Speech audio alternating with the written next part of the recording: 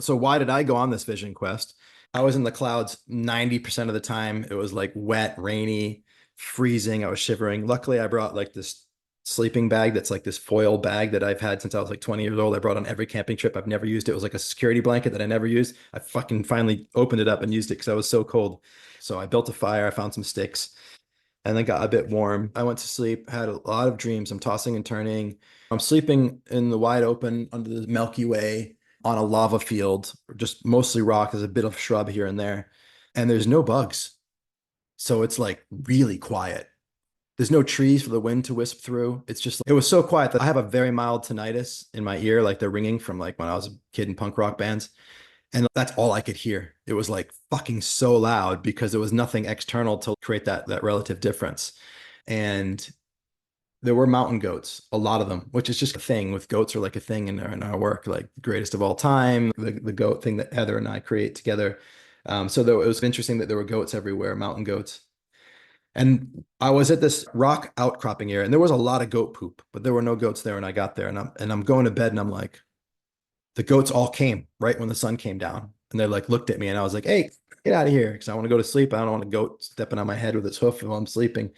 And so I went to sleep in this semi-awareness. So I think I'm probably sleeping where the goats usually sleep. Because like the wind was breaking because of the rock outcropping and the cloud. It wasn't as brutal as the cold, just like 20 feet out there.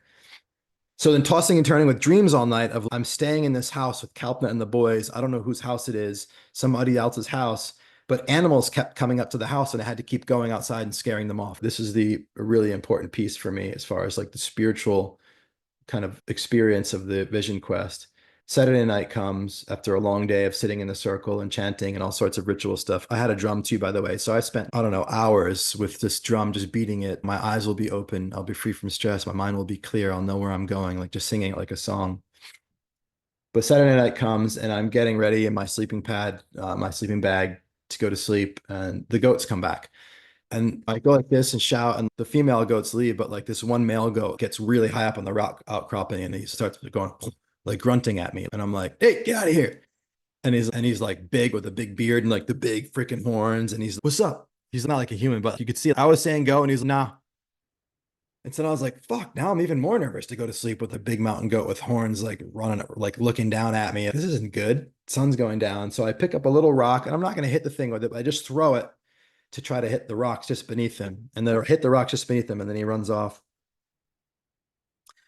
And then I think it was the next morning in reviewing my journal that I read something and I realize what happened. And I like turn white with like fear and then also this like overwhelming sense of love. And it's really akin to something stuff that I've experienced like on like psychedelic journeys, but I didn't take any psychedelics. It was just I was pretty lucid. And in my journal, the last animal that came to the house in this dream was a chimp, but it looked like a human. It was standing on two legs.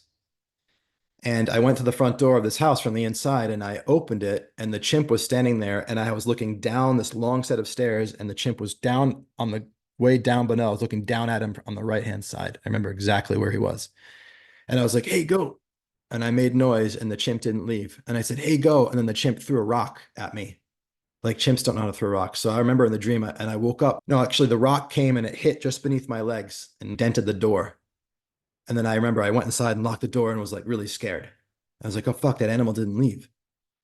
And that was the dream. And I didn't really remember it until I just looked at it the next morning. And then when I reread it, I was like, holy fuck, the chimp was me. The dreamer was the goat. And so I realized that the dream that I was having on Saturday morning as I was waking up was the dream of the mountain goat in premonition of the chimp like man that would throw a rock at him later that night in his home. And I've since talked to my friend that works at the Hawaiian Spiritual District here. She said, that's shapeshifting. You shapeshifted into the goat. And time is also circular in Hawaii. So you not only were experiencing reality through the goat's being, you were experiencing the future, quote unquote, through the being of the goat. And you were seeing the future John Morgan, the chimp, throwing a rock at you at your home. And that was like, it was fucking insane.